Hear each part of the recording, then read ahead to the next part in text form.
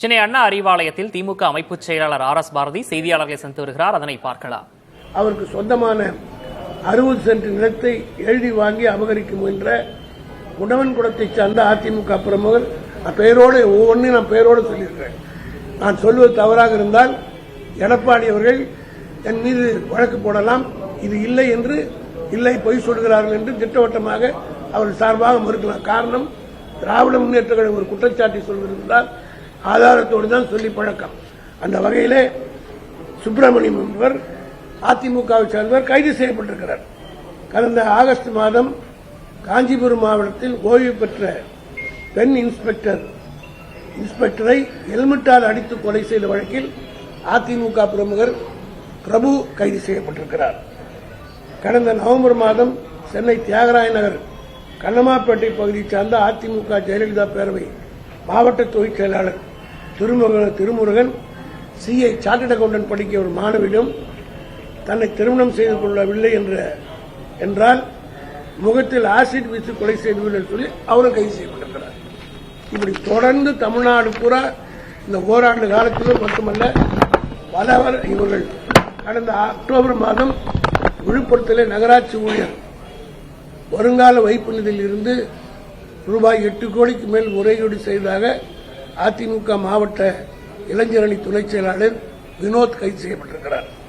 கடந்த நவம்பர் மாதம் திருவாரூர் KTR தெருவை சார்ந்த 27வது வட்ட அதிமுக செயலாளர் பாலாஜி தன் தந்தை மீதான போஸ்கோ வழக்கை வாபஸ் வாங்க வற்புறுத்தி மனைவியை துப்பாக்கி எடுத்து மிரட்டிவிடுவேன் என்று கைது செய்திருக்கிறார்.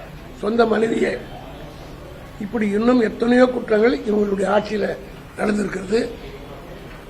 இதையெல்லாம் மறந்துவிட்டு எதற்கெடுத்தாலும் திராவிடம் எங்களுக்கு இருக்கிற இப்ப சந்தேகமே இன்னும் 15 மாத காலம் இருக்கிறது. திமுக ஆட்சிக்கு மக்கள் மத்தியிலே மிகப்பெரிய செல்வாக்கு இருக்கிறது. தொடர்ந்து திராவிட முன்னேற்ற கழகம் தளபதி MK ஸ்டாலினுடைய தலைமையிலே வெற்றிக்கு மேல் வெற்றி அடைந்து வருகிறது.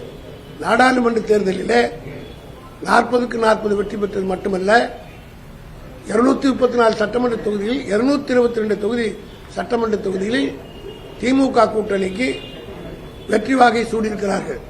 இதை எப்படியாவது திசை திருப்ப வேண்டும் என்பதற்காகவே திட்டமிட்டு திமுகவை கொடியை பயன்படுத்துவது, திமுக என்று சொல்லி அதிமுகவினரே மாறு வேடத்தில் வந்து புகுந்து ஊடுருவி இது போன்ற தீய செயல்களில் ஈடுபடுவதற்கு திட்டமிட்டிருக்கிறார்களோ என்ற சந்தேகம் எனக்கு வருகிறது. ஆகவே நான் காவல்துறையை திமுகவுடைய அமைப்பு செயலாளர் என்ற முறையில் கேட்டுக்கொள்கிறேன்.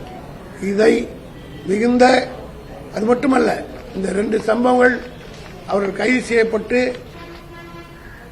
யார் யாரோடு தொடர்பு வைத்திருக்காருன்னு பொதுவாக தான் வந்திருக்கு.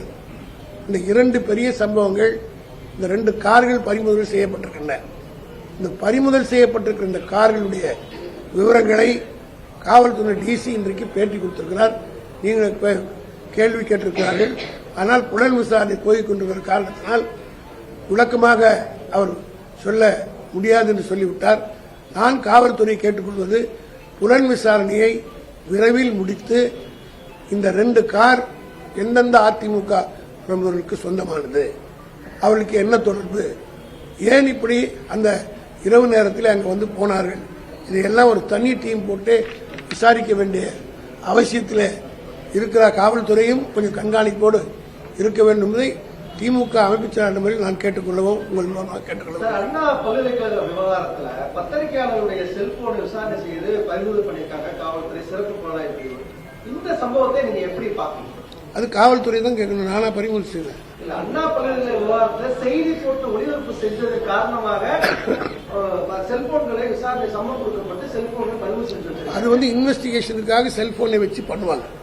காரணம் என்னன்னா, செல்போன்ல சில டீடைல்ஸ் வரும். அது ஒளிபரப்பு செய்ததற்காக பட்டார்களா அல்லது அதன் மூலமாக துப்பு துலங்குகிறதா என்ற நோக்கத்தோடு இன்வெஸ்டிகேட் பண்ணார்களான்றத அந்த இன்வெஸ்டிகேட்டிங் ஆபீசர் கேட்டா தெளிவா எங்களை பொறுத்த மட்டிலும் இன்வெஸ்டிகேஷனில் நாங்கள் தலையிட தயாராக இல்லை. புலன் விசாரணையில் தலையிட தயாராக இல்லை. புலன் விசாரணை நியாயமாகவும் நேர்மையாக நடக்க வேண்டும். அதற்குரிய எல்லா விதமான நடவடிக்கையும் அரசு எடுத்திருக்கிறது. அவர் நீங்க சொல்ற அந்த இன்சிடென்ட் வந்து எதற்காக எடுத்தார்கள் அதில் வந்து துப்பு இருக்கலாம். செல்போன் மூலமாக பல கிரைம்ஸ் டிடெக்ட் ஆயிருக்கு. பல செய்திகளை வந்து நம்ம ஒளிபரப்பு செய்யறோம், பல செய்திகளை மக்களுக்கு கொண்டு போய் சேர்க்கிறோம். அப்படி இருக்கும்போது திட்டமிட்டு ஒரு குறிப்பிட்ட செய்தியாளர்கள் ஒரு 7 பேர் 8 பேர் சம்பளம் கொடுக்கப்பட்டு ஒரு 4-5 பேருடைய செல்போன் பதிவு செஞ்சிருக்காங்க. சிறப்பு புலனாய்வு குழு அந்த 4-5 பேரை விசாரிக்கக்கூடிய நோக்கத்தை நிச்சயமாக காவல்துறை உங்களுக்கு சொல்லுவாங்க. ஏன் விசாரிக்க இந்த சம்பவத்தை நீங்க எப்படி பாத்தீங்க? அதான் சொல்றேன், அது இன்வெஸ்டிகேஷன்ல நம்ம தலையிட முடியாது. சைபர் கிரைம் பிரான்ச்ல பல்வேறு கோணங்களில் விசாரணை பண்ணுவாங்க. நான் எக்ஸ்பர்ட் கிடையாது. காரணம் என்னன்னா, எப்படி இப்போ வந்து செல்போன்லயே எல்லா விதமான டீட்டெயிலும் வருது. ஒரு செல்லை சீஸ் பண்ணாலே அதை வச்சு பல்வேறு குற்றங்கள் கண்டுபிடிக்கப்பட்டிருக்கிறது. எதற்காக வாங்கினார்கள் என்பதை அந்த இன்வெஸ்டிகேட்டிங் ஆபீசர் கேட்டால் உங்களுக்கு உரிய பதில் கிடைக்கும். அப்படி இல்லைன்னா நீங்க ஆர்டிஐ மூலமாவே கேட்கலாம். சென்னை அண்ணா அறிவாலயத்தில் திமுக அமைப்புச் செயலாளர் ஆர் எஸ் பாரதி செய்தியாளர்களை சந்தித்த அந்த காட்சிகளை பார்த்தோம். சென்னை ஈசிஆர் விவகாரத்தில் கைதான சந்துரு அதிமுகவை சேர்ந்தவர் என்று அவர் தெரிவித்திருக்கிறார். அவர் பேசிய முழு விவரங்களையும் பின்னர் வரக்கூடிய செய்திகளில் விரிவாக பார்க்கலாம்.